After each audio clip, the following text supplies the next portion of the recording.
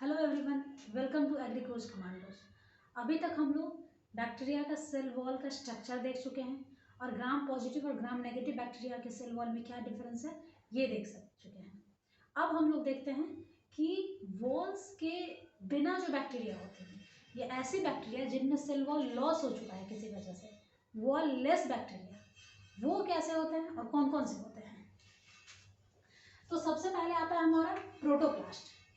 देखिए, जब gram positive bacteria में से हम लोग उसके सेल वॉल को रिमूव कर देते हैं, किसी भी तरीके से कर सकते हैं, या तो एंजाइम के दे करके कर सकते हैं, एंजाइमेटिकली उसका डाइजेशन कर सकते हैं, या फिर एंटीबायोटिक्स के हेल्प से कर सकते हैं। इस दोनों तरीके से अगर हम लोग ग्राम पॉजिटिव बैक्टीरिया के सेल वॉल को रिमूव कर देते हैं तो प्रोटोप्लास्ट बनता है। हम लोगों ने स्ट्रक्चर में देखा है कि ग्राम पॉजिटिव बैक्टीरिया में होमोजीनियस लेयर होता है सेल वॉल में म्यूकोपेप्टाइड का, तो वो एक बार में पूरे के पूरे वॉल को रिमूव कर सकता है। तो इसलिए वो एक बार में रिमूव हो जाता है तो पूरी तरह वॉल रिमूव हो जाता है, पूरी तरह डिस्ट्रॉय हो जाता है। वॉल लेस बैक्टीरिया जो पार्ट बनता है उसको हम लोग प्रोटोप्लास्ट कहते हैं। उसके बाद ग्राम नेगेटिव बैक्टीरिया में अगर हम लोग यही ट्रीटमेंट करते हैं एंजाइमेटिक या फिर एंटीबायोटिक से, तो वॉल पूरी तरह रिमूव नहीं होता है, क्योंकि स्ट्रक्चर में हमने देखा है कि उसमें होमोजीनियस लेयर नहीं होता है। पहले सबसे अंदर में साइटोप्लाज्मिक स्पेस होता है, फिर पेरीप्लाज्मिक स्पेस होता है, और उसके बाद आउटर मेम्ब्रेन होता है जो कि लिपोप्रोटीन और लिपोपॉलीसैकेराइड का बना होता है। तो इस वजह से वो पूरी तरह वॉल को रिमूव नहीं कर पाता है, पार्शियली डाइजेशन कर पाता है। और पार्शियली डाइजेशन होने की वजह से अगर फिर से हम लोग उस बैक्टीरिया को एंटीबायोटिक थेरेपी स्टॉप करेंगे या फिर नॉर्मल एनवायरनमेंट में लाएंगे तो फिर से वो सेल वॉल रीगेन कर लेता है। ठीक है, तो ये स्फेरोप्लास्ट है। याद रखना है कि प्रोटोप्लास्ट हमेशा ग्राम पॉजिटिव बैक्टीरिया में बनता है, जबकि स्फेरोप्लास्ट ग्राम नेगेटिव बैक्टीरिया में बनता है। अब ये तो हम लोग देख लिए, ये देखते हैं वॉल कंप्लीटली इसमें रिमूव हो जाता है, उसमें पार्शियली रिमूव होता है। अब जब वॉल्स रिमूव हो जाते हैं तो वॉल की जो प्रॉपर्टीज हैं वो सारी भी रिमूव हो जाएंगी। तो ग्राम पॉजिटिव बैक्टीरिया में जो प्रोटोप्लास्ट बनेगा तो वॉल प्रॉपर्टीज पूरी तरह एब्सेंट होंगी। ठीक है, अभी हम लोग देख लेते हैं कि वॉल प्रॉपर्टीज क्या क्या है। जैसे कि सेल रिजिडिटी, वॉल सेल का जो वॉल है बैक्टीरियल वॉल, वही उसके रिजिडिटी के लिए रिस्पॉन्सिबल होता है। जहाँ सेल वॉल नहीं होता है वो ना शेप मेंटेन नहीं कर सकता। हम लोग बैक्टीरिया का डिफरेंट शेप पढ़ते हैं ना, अगर उसमें वॉल नहीं रहेगा तो वो कोई भी शेप नहीं बनेगा। ठीक है, जैसा कि हम लोग माइकोप्लाज्मा में देखेंगे, वो भी एक वॉललेस बैक्टीरिया है, उसमें भी कोई शेप नहीं होता है क्योंकि उसके पास वॉल नहीं है। तो सेल रिजिडिटी हो गया, ऑस्मोटिक स्टेबिलिटी हो गया, और इस तीनों में ही ऑस्मोटिक स्टेबिलिटी नहीं होता है क्योंकि इसके पास सेल वॉल नहीं है। सेल वॉल ही है जो सेल को ऑस्मोटिकली स्टेबल करता है, वरना सेल जो जिसके पास वॉल नहीं होता है वो ऑस्मोटिकली फ्रेजाइल हो जाता है। ठीक है, वो ऑस्मोटिक मेंटेनेंस नहीं कर पाता है। एंटीजेनिक प्रॉपर्टी भी होता है जो वॉल के लिए वॉल जिसके लिए रिस्पॉन्सिबल होता है बहुत सारे बैक्टीरिया में। फ्लैजिला का रीसिंथेसिस में नहीं कर सकता है। अब देखो, एक बार जब वॉल रिमूव हुआ तो वॉल के साथ साथ फ्लैजिला भी निकल गया। अब जब फ्लैजिला निकल गया तो फिर से वॉल तो बनेगा नहीं इसमें, तो फिर फ्लैजिला का रीसिंथेसिस नहीं कर पाएगा। ठीक है, वॉल नहीं आएगा तो उसको फ्लैजिला भी नहीं आएगा, और जब फ्लैजिला नहीं आएगा तो फ्लैजिलर मूवमेंट भी नहीं होगा। ठीक है, फ्लैजिला है ही नहीं तो फ्लैजिलर मूवमेंट कहाँ से देखने को मिलेगा। लेकिन स्फेरोप्लास्ट के कंडीशन में ये सारी प्रॉपर्टीज लॉस तो होती हैं लेकिन कंप्लीटली लॉस नहीं होती है। इस वजह से अगर फिर से वॉल रिटेन होता है तो फिर से ये वॉल प्रॉपर्टीज उनमें आ जाती हैं। ठीक है, अब देखो, एक और बहुत इंपॉर्टेंट पॉइंट है कि जो प्रोटोप्लास्ट होता है उसमें मीजोजोम पूरी तरह बाहर निकल के आ जाता है। ठीक है, मीजोजोम हम लोगों ने देखा है ये बैक्टीरिया का जो सेल मेम्ब्रेन होता है, मेम्ब्रेन से अटैच होता है। ठीक है, सर्कुलर स्ट्रक्चर, लेकिन जब इसमें हम लोग, और वॉल उसके ऊपर से कवर्ड रहता है, लेकिन जब हम लोग इसमें एंटीबायोटिक ट्रीटमेंट देंगे तो ये जो मीजोजोम है वो पूरी तरह बाहर निकल के आ जाता है। ठीक है, और इस वजह से ये पूरी तरह बाहर आ जाएगा और कभी कभी लॉस भी हो जाता है। तो जब ये पूरी तरह बाहर आ जाता है, सेल के अंदर ये रहता ही नहीं है मेसोजोम, तो फिर हम लोग जानते हैं कि डीएनए रेप्लिकेशन नहीं कर पाएगा, या फिर जो सेप्टा फॉर्मेशन वो नहीं कर पाएगा, तो अल्टीमेटली वॉल फॉर्मेशन नहीं कर पाएगा। तो इसलिए इसमें मेसोजोम बाहर आ जाने की वजह से ये सब फंक्शन नहीं कर पाएगा, वो रिटेन नहीं कर पाएगा अपने ओरिजिनल स्ट्रक्चर को। लेकिन स्फेरोप्लास्ट में वो कर सकता है, क्योंकि उसका जो मेसोजोम होता है वो प्लाज्मा मेम्ब्रेन और सेल वॉल के बीच में रह जाता है। सेल वॉल पूरी तरह तो रिमूव हुआ नहीं रहता है, तो वो साइटोप्लाज्म से आकर के प्लाज्मा मेम्ब्रेन और सेल वॉल के बीच में रह जाता है। इसलिए जब एंटीबायोटिक थेरेपी स्टॉप करेंगे तो फिर से वो रिगेन कर सकता है अपना ओरिजिनल साइज। इसमें रीसिंथेसाइज हो सकता है, वॉल्स फिर से रीसिंथेसाइज हो सकते हैं, ये तो हम लोग देख ही लिए, लेकिन इसमें नहीं हो सकता है। अब देखो एल फॉर्म क्या है।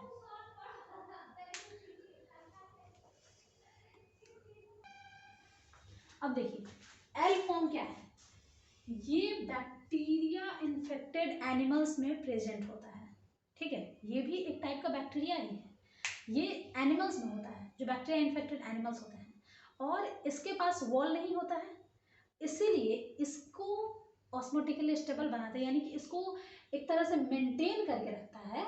जो टिश्यू होता है, जिस एनिमल के अंदर ये है इन्फेक्ट किया हुआ है, होस्ट है इसका, वो होस्ट का टिश्यू इसको ऑस्मोटिकली स्टेबल करके रखता है, ये वो इसको प्रोटेक्शन देता है, ठीक है। अब देखो इसको हम लोग साथ में इसलिए पढ़ रहे हैं क्योंकि इसके भी बहुत सारे प्रॉपर्टीज इसमें हैं। वॉल तो है नहीं, जाहिर सा बात है, वॉल नहीं है तो फ्लैजिला भी इसका नहीं होगा, फ्लैजिला एब्सेंट होगा। उसके बाद वॉल नहीं है तो स्पोरुलेशन भी नहीं कर पाएगा। स्पोर बनाने के लिए वॉल तो होना चाहिए, वॉल भी तो कैप्सूल बनाता है, स्पोर बनाता है, तो वॉल नहीं है तो स्पोरुलेशन नहीं कर पाएगा। सेल वॉल का एंटीजन नहीं होगा, सेल बहुत सारे ऐसे बैक्टीरिया है ना जिसके वॉल में एंटीजेनिक प्रॉपर्टी होता है, तो वॉल नहीं है तो फिर एंटीजेनिक प्रॉपर्टी भी नहीं होगा। और अगर इसमें हम लोग एंटीबायोटिक थेरेपी स्टॉप करते हैं तो ये फिर से नॉर्मल फेज में आ जाता है। अगर हमारे टिश्यू में है कोई भी एल फॉर्म का बैक्टीरिया और हम लोग एंटीबायोटिक्स ले रहे हैं तो वो एल फॉर्म में रहेगा, लेकिन जो ही हम एंटीबायोटिक थेरेपी स्टॉप करेंगे तो ये फिर से नॉर्मल फेज में आ जाएगा, ठीक है। अब देखो इसीलिए कहा जाता है कि अगर हम लोगों को कोई भी ऐसा बैक्टीरियल सिम्टम दिख रहा है हमारे बॉडी में, तो जो एंटीबायोटिक का डोज दिया जाता है उसको कंप्लीट करने के लिए डॉक्टर्स जनरली बोलते हैं कि आप ये एंटीबायोटिक दीजिए, इसका जो फिक्स डोज होता है।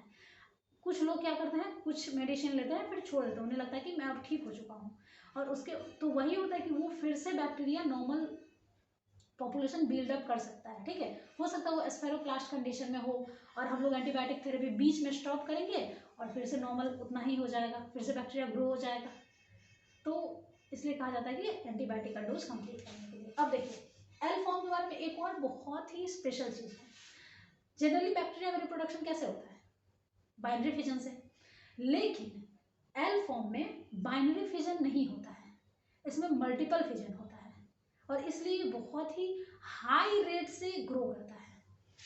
इसमें एक जो बैक्टीरिया होता है वो एक पूरा का पूरा कॉर्पसल बना लेता है। एक बैक्टीरिया के अंदर बहुत सारे कॉर्पसल्स होते हैं, ठीक है। इसको हम लोग एलिमेंट्री कॉर्पसल बोलते हैं, मतलब बहुत सारे छोटे छोटे बैक्टीरिया होंगे और वो एक बार फटेगा, ब्रस्ट होगा और फिर सारा बैक्टीरिया वहां से निकल जाएगा। एक बैक्टीरिया से एक बार में बहुत सारा सेल बनेगा, इसको हम लोग मल्टीपल फिजन बोलते हैं, ठीक है। और ये एल फॉर्म का सबसे कैरेक्टरिस्टिक फीचर है। कुछ भी नहीं याद रहे तो ये जरूर याद रखिएगा, ठीक है। अब देखो ये सारा तो हो गया, किसी ना किसी वजह से वॉललेस हो गया है, किसी बाहरी कारण की वजह से। एक ऐसा भी ऑर्गेनिज्म है जो नेचुरली ही वॉललेस है ना, माइकोप्लाज्मा, जिसको हम लोग पीपीएलओ भी बोलते हैं, प्लूरोनिमोनिया लाइक ऑर्गेनिज्म। अभी हम लोग वो देखते हैं। अब देखो माइकोप्लाज्मा, जिसको हम लोग प्लूरोनिमोनिया लाइक ऑर्गेनिज्म भी कहते हैं, पीपीएलओ, क्योंकि सबसे पहले ये बोवाइन शिप के अंदर प्लूरोनिमोनिया डिजीज था, उसमें डिस्कवर किया गया था। उस शिप को प्लूरोनिमोनिया था और फिर वहां से जो ऑर्गेनिज्म मिला, तो फिर बाद में जो माइकोप्लाज्मा दूसरे जगह डिस्कवर किया जा रहा था, तो उन्होंने कहा कि वहां जो शिप में प्लूरोनिमोनिया था उसी के जैसा ये ऑर्गेनिज्म है। फिर बाद में पता चला कि ये दोनों माइकोप्लाज्मा ही है, ठीक है। तो सबसे पहले वो फिर बोवाइन शिप में डिस्कवर किया गया था।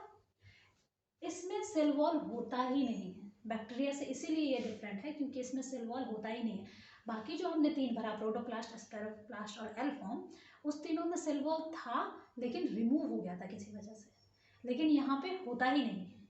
ठीक है, अब जब सेल वॉल नहीं है तो किसी भी वजह से हम लोग चाहेंगे कि वापस से सेल वॉल बन जाए तो ये तो हो नहीं सकता है, उस ऑर्गेनिज्म का कैरेक्टर ही नहीं है। एंटीबायोटिक दे करके हम लोग थोड़े सेल वॉल रिमूव किए हैं, तो फिर सेल वॉल वापस से आएगा नहीं। और सेल वॉल अगर नहीं है तो वो तो उसका नॉर्मल कैरेक्टर है ना, तो नॉर्मली तो हर ऑर्गेनिज्म ऑस्मोटिकली स्टेबल बनेगा ही, तो ये ऑस्मोटिकली स्टेबल होता है। उसमें तो हम लोग रिमूव कर रहे थे इसलिए वो अनस्टेबल हो गया था, लेकिन माइकोप्लाज्मा ऑस्मोटिकली स्टेबल होता है। अब देखो, इसका साइज जनरली बैक्टीरिया से छोटा होता है, सेल वॉल नहीं है तो इसलिए इसका जो साइज होता है जनरली बैक्टीरिया से छोटा होता है, तो जितने भी बैक्टीरिया प्रूफ फिल्टर है उसे ये आराम से पास कर जाता है।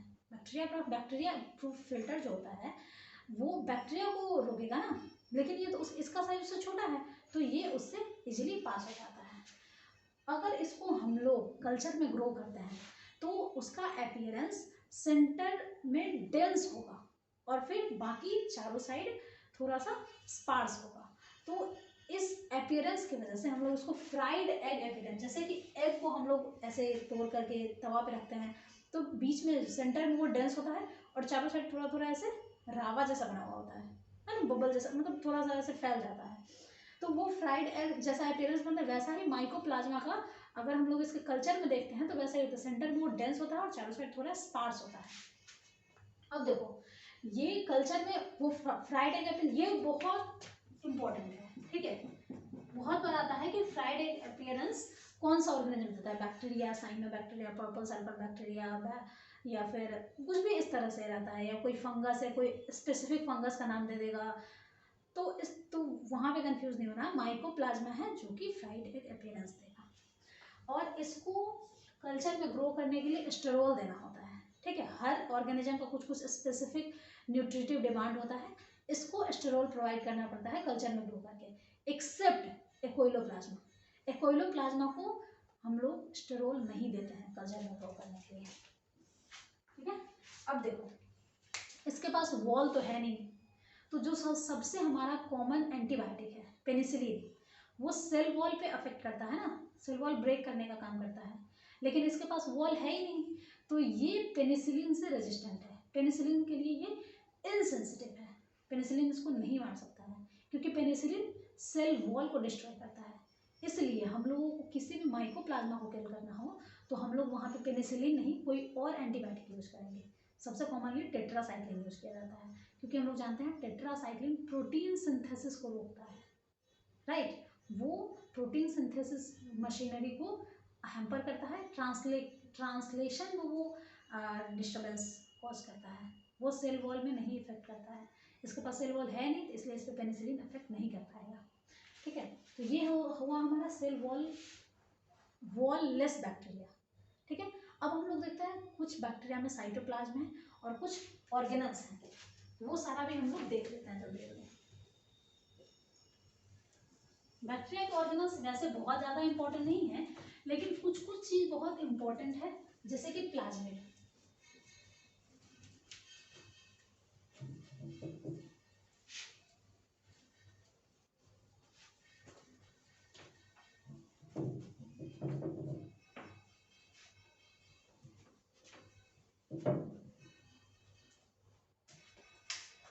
अब देखो, इसका साइटोप्लाज्म और ऑर्गेनल्स को हम लोग देख लेते हैं। ऐसे तो इसका साइटोप्लाज्म होमोजीनियस होता है, लेकिन इसको उस होमोजीनियस नेचर को ग्रेन्यूल्स या फिर वेसाइकल्स या राइबोसोम्स इसको ग्रेनुलर फॉर्म देते हैं, ठीक है। तो सबसे पहले हम लोग इसके साइटोप्लाज्म में देखते हैं न्यूक्लियोइड। जब हम लोग बैक्टीरिया का स्ट्रक्चर पढ़ रहे थे तब हमने देखा था बैक्टीरिया में कोई डेफिनेट न्यूक्लियस नहीं होता है जैसा कि यूकैरियोट्स में होता है, तो न्यूक्लियस नहीं होगा, उसकी जगह पे बैक्टीरिया का क्रोमोसोम एक फिक्स पोजीशन, एक एरिया होता है जहाँ पे थोड़ा सा स्कैटर्ड फॉर्म में रहता है, लेकिन फिर भी बाकी सेल्स के कंपैरिजन में वो सेपरेट होता है, ओके। और वो न्यूक्लियोइड का जो एरिया होता है वो साइटोप्लाज्म के कंपैरिजन में लेस डेंस होगा, ओके। वहाँ पे सारा डीएनए होगा और जो न्यूक्लियोप्लाज्म होगा यानी न्यूक्लियोइड में जो उसका लिक्विड मैटर है वो न्यूक्लियोप्लाज्म साइटोप्लाज्म के कंपैरिजन में लेस डेंस होता है और वहाँ पे डीएनए होता है। और उस न्यूक्लियोइड में जो डीएनए होता है वो, अब देखो बैक्टीरिया तो हम लोग जानते हैं जनरली 20 मिनट 30 मिनट 40 मिनट्स में डिवाइड कर जाता है, तो हर आधे घंटे में बैक्टीरिया का सेल उसके डीएनए को फिर से ओपन अप होना पड़ेगा और फिर से कोयल होना पड़ेगा, मतलब कोयलिंग अनकोयलिंग का वो साइमल्टेनियसली चलते रहता है, क्योंकि हर आधे घंटे में उसको फिर से डिवाइड करना है फिर से थोड़ा मैच्योर होना है तो 15 मिनट फिर से उसको डिवाइड करना है, तो ये उसमें कंटिन्यूसली चलते रहता है। अब देखो इसमें जो डीएनए होता है वो हम लोग जानते हैं कि जो बैक्टीरिया का सेल वॉल सेल मेम्ब्रेन होता है, तो सेल मेम्ब्रेन के पास मीजोजोम होता है, उसी मीजोजोम से इसका डीएनए अटैच होता है। हमने डायग्राम में देखा था ना, बहुत सारे लोग इसको एक्सेप्ट भी करते हैं कि बैक्टीरिया का जो डीएनए होता है वो उसके मीजोजोम से ही अटैच होता है, और यही मीजोजोम जब सेल डिवीजन स्टार्ट होता है तो डीएनए का रेप्लिकेशन भी करता है और सेप्टा का फॉर्मेशन भी करता है। तो मीजोजोम का भी हम लोग समझ गए कि ये डीएनए रेप्लिकेशन भी करेगा और सेप्टा का फॉर्मेशन भी करेगा, क्योंकि मीजोजोम से ही इसका जो डीएनए है न्यूक्लियोइड में जो डीएनए है वो अटैच रहता है, और इसके पास का जो न्यूक्लियोप्लाज्म है वो बाकी के साइटोप्लाज्म के कंपैरिजन में लेस कंडेंस्ड होता है। ठीक है, अब हमारा दूसरा इंपॉर्टेंट ऑर्गेनल है प्लाज्मिड। पूरा का पूरा कहें कि रिकॉम्बिनेंट डीएनए टेक्नोलॉजी या फिर आज के टाइम में बहुत सारा ऐसा मॉलिक्यूलर टेक्निक्स है जेनेटिक्स में या प्लांट ब्रीडिंग में हम लोग यूज़ करते हैं, पैथोलॉजी में यूज़ करते हैं, तो वो सारे लोग प्लाज्मिड का यूज़ करते हैं और प्लाज्मिड से बहुत फैमिलियर है। प्लाज्मिड आप लोग भी जरूर जानते होंगे। अब देखो इसमें जो मेन डीएनए है इसके अलावा एक एक्स्ट्रा क्रोमोजोमल सर्कुलर डीएनए होता है, ये भी सर्कुलर ही है, याद रखिएगा। ये जो मैंने रखा ना, ये चलो ये हो गया सर्कुलर, वो अटैच होता है, सर्कुलर होता है। ओके, अब देखो प्लाज्मिड जो होता है इसके ओरिजिनल डीएनए के अलावा एक्स्ट्रा क्रोमोजोमल सर्कुलर डीएनए होता है, और उसका नंबर वेरी कर सकता है, कभी कभी एक बैक्टीरिया में एक ही होता है, कभी कभी 5-10 भी हो सकता है। ठीक है, लेकिन अब देखो प्लाज्मिड में जनरली पूरे डीएनए का 1 to 5% जीनोम होता है। अब 1% या 1 to 5% जीनोम की वजह से कभी भी अगर प्लाज्मिड को हम लोग रिमूव भी कर दे बैक्टीरिया से तो उसके सर्वाइवल पे कोई असर नहीं पड़ेगा। 1% डीएनए को हटा भी देते तो क्या फर्क पड़ेगा, जिंदा तो रहेगा ना। तो इसलिए जनरली कहा जाता है कि प्लाज्मिड इसका इसेंशियल डीएनए नहीं है, नॉन इसेंशियल डीएनए है, इसको सेल्फिश एलिमेंट भी कहा जाता है। तो ये प्लाज्मिड कभी कभी नॉर्मल डीएनए से अटैच रहता है या फिर कभी कभी बाहर भी रहता है। अब देखो अगर ये अटैच रहता है तो फिर प्लाज्मिड का रेप्लिकेशन भी जब नॉर्मल डीएनए का रेप्लिकेशन होता है उसी के साथ हो जाता है, लेकिन अगर वो बाहर है, नॉर्मल डीएनए से दूर है, अटैच नहीं है उसके, नॉर्मल कहीं साइटोप्लाज्म में है, तो फिर उसका इंडिपेंडेंटली रेप्लिकेशन होता है, फिर वो इसके साथ एसोसिएशन रेप्लिकेशन नहीं करेगा, ना ही सेम टाइम पे करेगा, उसको अपना जब मन करेगा तब करेगा, डिवीजन से पहले हो जाना चाहिए ना, तो वो हो जाता है, लेकिन वो साथ में नहीं करेगा।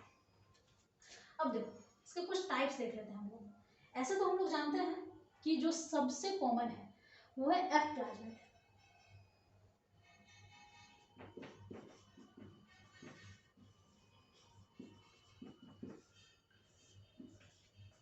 एफ प्लाज्मिड इसको फर्टिलिटी फैक्टर भी कहते हैं, क्योंकि ये रिप्रोडक्शन के लिए, फर्टिलाइजेशन के लिए रिस्पॉन्सिबल है।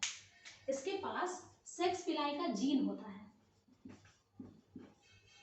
ठीक है, इसीलिए इसको एफ या फिर फर्टिलिटी फैक्टर भी कहते हैं। हम लोगों ने पढ़ा ना पिलाई में कि ये कंजुगेशन में हेल्प करता है, बैक्टीरिया में जो कंजुगेशन होता है, सेक्सुअल रिप्रोडक्शन होता है, उस वो पिलाई के हेल्प से होता है।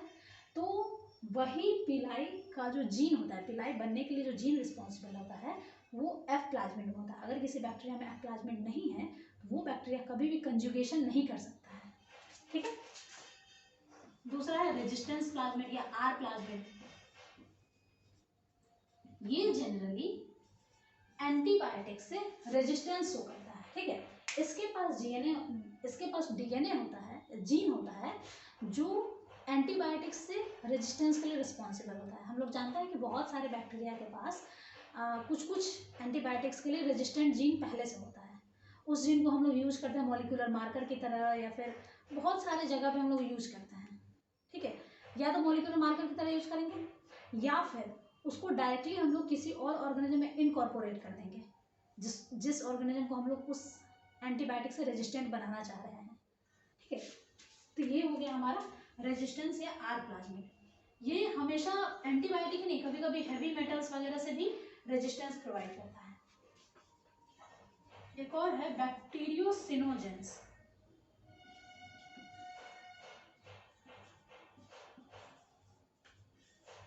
या कोल फैक्टर। ये ऐसा बैक्टीरिया, ये ऐसा प्लाज्मिड है जो रिलेटेड बैक्टीरिया जो आसपास में होते हैं उनको मारने वाला जीन पजेस करता है, कंटेन करता है, ठीक है। जिसके पास कोल फैक्टर है वो ऐसा जीन कैरी करेगा जो अपने आसपास कोई भी रिलेटेड बैक्टीरिया ग्रो नहीं होने देगा। वायरुलेंस प्लाज्मिड भी होता है जो कि टॉक्सिन्स रिलीज करता है, जो कि किसी भी बैक्टीरिया के वायरुलेंस के लिए रिस्पॉन्सिबल होता है, ताकि बैक्टीरिया वायरुलेंस की वजह से तो किसी प्लांट में या किसी ऑर्गेनिज्म में डिजीज कॉज कर पाएगा। वायरुलेंस प्लाज्मिड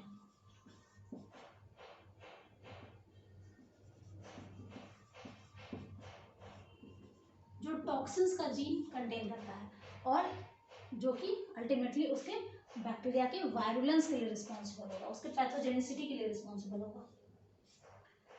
ट्यूमर प्लाज्मिड तो सब लोग जानते हैं, ट्यूमर प्लाज्मिड को टीआई प्लाज्मिड भी बोलते हैं। और ये प्लांट्स में ट्यूमर फॉर्मेशन करने का, गॉल्स फॉर्मेशन करने का काम करता है। हम लोग गॉल फॉर्मिंग बैक्टीरिया पढ़ते हैं ना, सबसे कॉमन है एग्रोबैक्टीरियम ट्यूमिफेसियम, जिसको जेनेटिक इंजीनियर भी कहते हैं। तो उसका हम लोग ऐसे बायोटेक में बहुत यूज करते हैं। तो वो जो गॉल फॉर्मिंग बैक्टीरिया है वो ट्यूमर बनाने का काम करता है, ठीक है। उसके पास ट्यूमर फॉर्मिंग जीन होता है। उसके अलावा एक और है कैटाबॉलिक प्लाज्मिड।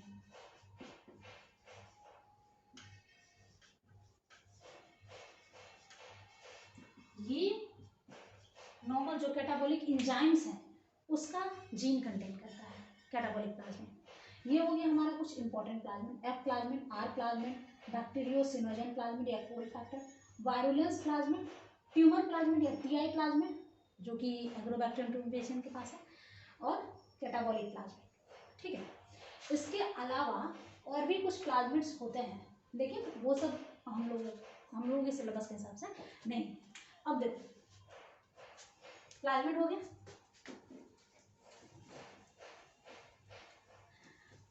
जब हम लोग फोटोसिंथेटिक बैक्टीरिया देखते हैं तो वहां पे कुछ और इंपॉर्टेंट ऑर्गेनल्स हैं, जैसे कि लैमिला एंड क्रोमैटोफोर्स।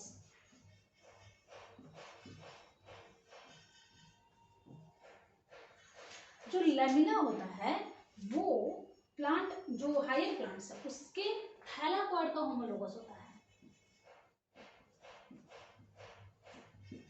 ठीक है। और क्रोमैटोफोर्स वेसाइकल्स के जैसा होता है।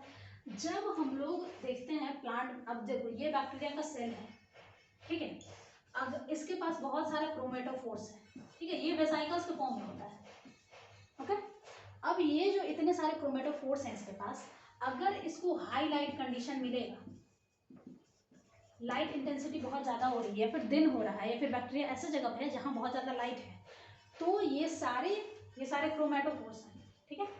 तो ये सारे क्रोमैटोफोर्स, इनका लेंथ बढ़ जाएगा, ठीक है, और भी कुछ फिजियोलॉजिकल चेंजेस होंगी और ये लैमिला बना लेगा, इस तरह से स्ट्रक्चर बनाएगा। अब देखो लैमिला बनाने का क्या एम हो सकता है कि ये जब सर्कुलर स्फेरिकल स्ट्रक्चर में है तो ये बहुत कम सनलाइट को ऑब्जॉर्व कर पाएगा, है ना, उसका सरफेस एरिया बहुत कम है, तो बहुत कम सनलाइट को ऑब्जॉर्व कर पाएगा। तो अगर लाइट हाई लाइट कंडीशन होता है, बैक्टीरिया ऐसी जगह है जहाँ लाइट ज़्यादा है या फिर दिन का टाइम है, तो उस टाइम में सारा क्रोमेटोफोर लेमिना में चेंज हो जाता है, ठीक है, एक्सटेंड हो जाता है, ताकि वो ज़्यादा से ज़्यादा लाइट ऑब्जॉर्व कर सके और फोटोसिंथेसिस कर सके। लेकिन जो ही लो लाइट कंडीशन आएगा या फिर बैक्टीरिया को हम लोग डार्क में रख देते हैं, तो फिर सारा लेमिना जो है, ये लेमिना है, क्रोमेटोफोर में चेंज हो जाएगा।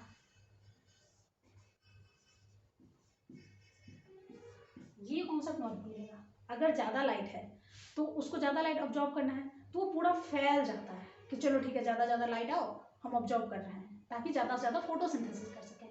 लेकिन जब लो लाइट कंडीशन आता है, तब तो उसके फैले होने का कोई मतलब ही नहीं है, तो फिर से सारा वेसाइकल्स का फॉर्म में आ जाता है। ठीक है, ये कुछ इंपॉर्टेंट ऑर्गेनल्स है जो कि फोटोसिंथेटिक बैक्टीरिया में प्रेजेंट होता है। अब देखो, इसमें जो लेमिना या क्रोमेटोफोर है, इसके अलावा और भी फोटोसिंथेटिक मशीनरी होती है, फोटोसिंथेटिक अपैरेटस होता है, जैसे कि लाइट रिएक्शन का जितना भी एंजाइम है वो होता है, लाइट फोटोफॉस्फोराइलेशन का सारा एंजाइम होता है, इलेक्ट्रॉन ट्रांसपोर्ट सिस्टम का सारा एंजाइम होता है, ठीक, और लाइट अब्जॉर्प्शन का तो इसके पास है, नहीं होगा तो क्या, और भी जो पिगमेंट्स है वो सब तो होते ही हैं, लेकिन इसके पास डार्क रिएक्शन का कोई भी एंजाइम नहीं होगा। ये बहुत अच्छे से याद रखना, कंप्लीटली डिवॉइड ऑफ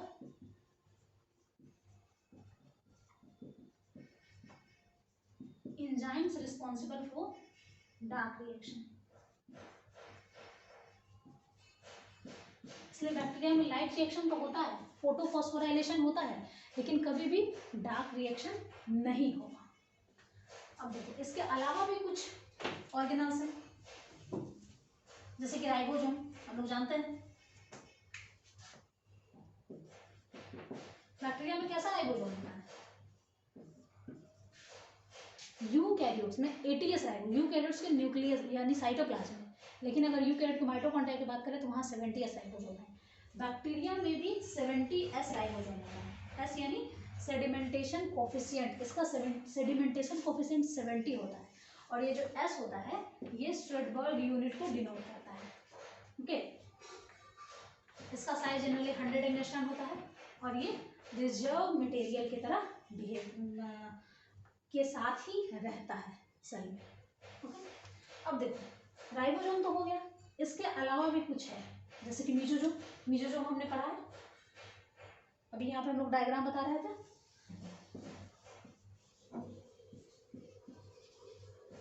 मीजोसोम के साथ जो ओरिजिनल डीएनए होता है वो अटैच होता है, और वो सेल के अंदर एक्सटेंडेड रहता है। मीजोसोम का फंक्शन होता है डीएनए रेप्लिकेशन करना और सेप्टा फॉर्मेशन करना। लेकिन जब हम लोग उसमें एंटीबायोटिक्स देते हैं तो मीजोसोम निकल करके बाहर आ जाता है, और फिर वो अपना फंक्शन जो भी उसका ये है सेल वॉल फॉर्मेशन या फिर ये सब वो नहीं कर पाता है, जाहिर सा बात है। तो सेल डिवीजन के टाइम में मीजोसोम का बहुत रोल है। ओके, इसके अलावा भी बहुत सारे फंक्शंस है जो मीजोसोम करता है, लेकिन बहुत सारे साइंटिस्ट में इसके लिए कंट्रोवर्सी चल रहा है, तो हम लोग उसको नहीं करते हैं। जो फिक्स है कि हाँ ठीक है, डीएनए रेप्लिकेशन कर रहा है और सेप्टा फॉर्मेशन कर रहा है, तो ये क्लियर हो गया। इसके अलावा कुछ इंक्लूजन्स हैं, यानी ग्रेन्यूल लाइक स्ट्रक्चर्स जो बैक्टीरियल सेल्स में प्रेजेंट होते हैं। वो इंक्लूजन्स क्या क्या हो सकते हैं?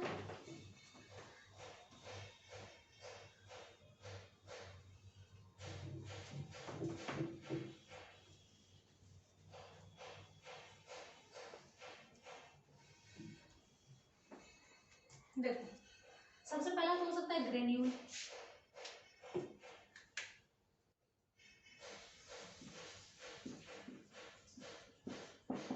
बहुत सारी चीज का ग्रेन्यूल प्रेजेंट हो सकता है वो ऑर्गेनिक पॉलीमर का ग्रेन्यूल हो, या फिर इनऑर्गेनिक मेटाफॉस्फेट का ग्रेन्यूल हो, कभी कभी सल्फर का भी ग्रेन्यूल होता है।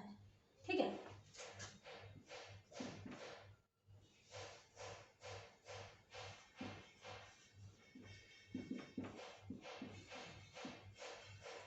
ऑर्गेनिक पॉलीमर का ग्रेन्यूल होगा, वो जनरली ग्लाइकोजन, जो ऑर्गेनिक पॉलीमर का ग्रेन्यूल होता है वो जनरली ग्लाइकोजन और पीबीएचबी का बना होता है। पीबीएचबी यानी कि पॉली बीटा हाइड्रोक्सी ब्यूटाइरेट।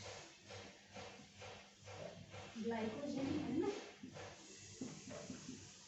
पीबीएचबी का बना होता है, पॉली बीटा हाइड्रोक्सी ब्यूटाइरेट से मिलकर बना हुआ होता है। ओके,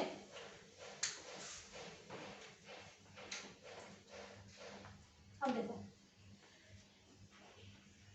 इसके साथ साथ इनऑर्गेनिक मेटाफॉस्फेट का भी ग्रेन्यूल हम लोगों को देखने को मिलता है।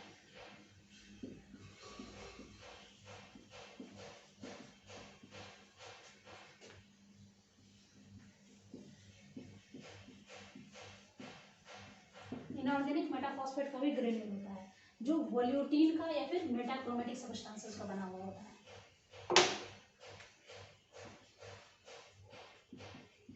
वोल्यूटीन या फिर मेटाक्रोमेटिक सब्सटेंसेस का बना होता है, ठीक है। और सल्फर तो है ही, जो कि जनरली सल्फर बैक्टीरिया में होता है, जो सल्फर ऑक्सीडाइजिंग बैक्टीरिया है उसमें होता है, और वो एनर्जी रिजर्व का काम करता है। जब भी बैक्टीरिया को हम लोग देखते हैं ना, हम लोग पढ़ते हैं कि जब ऑक्सीजनिक फोटोसिंथेसिस नहीं हो रहा था उस टाइम में प्लांट H2S को यूज करता था, सॉरी उस टाइम में बैक्टीरिया H2S को यूज करता था फोटोसिंथेसिस करने के लिए, और फिर वही सल्फर था जो कि एनर्जी रिलीज करता था। तो वो सल्फर अभी भी कुछ जो सल्फर ऑक्सीडाइजिंग बैक्टीरिया है उनके पास सल्फर एनर्जी रिजर्व के रूप में रहता है और वो उसको यूज करता है। अब देखो इसके अलावा भी ये ग्रैन्यूल हो गए, दूसरा है वेसाइकल्स। वो वेसाइकल्स भी ग्रैन्यूल की तरह ही प्रेजेंट होता है, लेकिन जो फोटोसिंथेटिक बैक्टीरिया होता है उसमें वो इजीली नहीं दिख पाता है, क्योंकि क्रोमैटोफोर्स होता है वो उसको ओवरशैडो कर देता है, तो फिर वो इजीली नहीं दिखता है। देखो वेसाइकल्स जो होता है ये कुछ एक्वेटिक बैक्टीरिया में या फिर साइनोबैक्टीरिया में होता है, एक्वेटिक या साइनोबैक्टीरिया में होगा। और ये क्या करेगा, जो वेसाइकल्स होता है वो गैस का वैक्यूल होता है, गैस वैक्यूल होगा जो कि जनरली प्लांट को सॉरी बैक्टीरिया को बायंसी प्रोवाइड करेगा। एक्वेटिक बैक्टीरिया है ना, तो उसमें जो वेसाइकल होता है वो उसको बायंसी प्रोवाइड करने के लिए रिस्पॉन्सिबल होता है।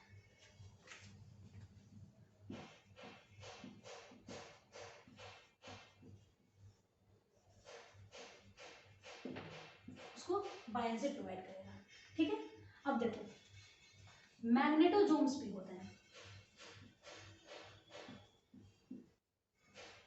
कुछ ऐसे बैक्टीरिया होते हैं जिनमें आयरन कंटेंट बहुत ही ज़्यादा होता है, और वो बैक्टीरिया उनमें आयरन कंटेंट ज़्यादा है, तो इसलिए वो बैक्टीरिया जब हम लोग उनको मैग्नेटिक फील्ड वाले एरिया में रखते हैं तो जैसे डायरेक्शन हम लोग मैग्नेटिक फील्ड में पढ़ते हैं ना कि पैरेलली मैग्नेटिक फील्ड अरेंज होता है, उसी डायरेक्शन में बैक्टीरिया भी अरेंज हो जाता है, क्योंकि उसके अंदर आयरन कंटेंट बहुत ज़्यादा होता है। आयरन में भी क्या, स्पेशली मैग्नेटाइट,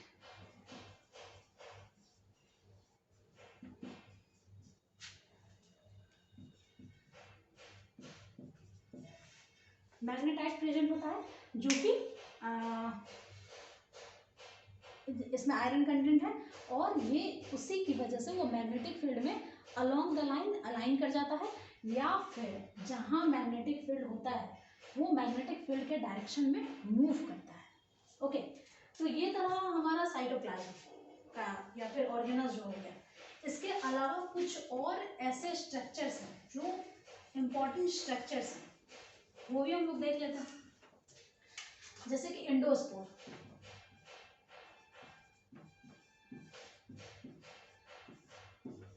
एंडोस्पोर होता है बैक्टीरिया में जो कि हीट रेजिस्टेंट ऑर्गेनल है। जो एंडोस्पोर होता है वो जनरली बैसिलस और क्लोस्ट्रीडियम बैक्टीरिया में बहुत कॉमनली देखने को मिलता है। ये हीट रेजिस्टेंट स्ट्रक्चर, इसके अलावा ये कुछ कोकस बैक्टीरिया में या स्पिरुलम बैक्टीरिया में भी प्रेजेंट होता है, लेकिन जनरली बैसिलस में होता है। ओके, बैसिलस और फिर क्लोस्ट्रीडियम में। हाँ, तो देखो, ये एक हीट रेजिस्टेंट स्ट्रक्चर है। जब बैक्टीरिया को हम लोग हाई टेम्परेचर पर रखते हैं, जब हम लोग टेम्परेचर इंक्रीज करते हैं, वैसे कंडीशन में ये अपने अंदर एक स्पेशल स्ट्रक्चर बनाता है, ठीक है, जिसको हम लोग एंडोस्पोर कहते हैं। ये बैक्टीरिया को हाई टेम्परेचर पे मरने नहीं देता है, ठीक है। हाई टेम्परेचर को लगभग 1.5 घंटे तक, 1.5 आवर तक ये उसको हाई टेम्परेचर पे भी जिंदा रखता है, ठीक है। अगर बहुत ज़्यादा हाई टेम्परेचर नहीं हो तब तो ये बहुत बहुत दिन तक उसको जिंदा रख सकता है, अगर एंडोस्पोर है तो। उसके बाद जब नॉर्मल इन्वायरमेंट आता है, टेम्परेचर कम होता है, तो फिर ये बैक्टीरिया को जर्मिनेट करता है, ओके। अब देखो, अगर कोई ऐसा बैक्टीरिया हो हमारे फूड में या किसी ऐसे चीज जिसको हम लोग प्रिजर्व करना चाह रहे हैं, जो एंडोस्पोर बनाता हो, तो वैसे बैक्टीरिया को हम लोग कहते हैं कि इंटरमीडिएट हीटिंग एंड कूलिंग करते हैं। हम लोग हीटिंग करेंगे, एंडोस्पोर बना लेगा। अब जो ही वो फिर से जर्मिनेट करेगा, हम लोग फिर से हीट कर देंगे, तो फिर से हीट करेंगे, अभी अभी जर्मिनेट हुआ, अभी अभी वो एंडोस्पोर नहीं बना पाएगा, तो मर जाएगा। हो सकता है कुछ बैक्टीरिया तब भी वो तुरंत से एंडोस्पोर बना ले, तो हम लोग फिर से थोड़ी देर में फिर से हीट कर देंगे कूल करने के बाद, तो फिर से जो जर्मिनेट हुआ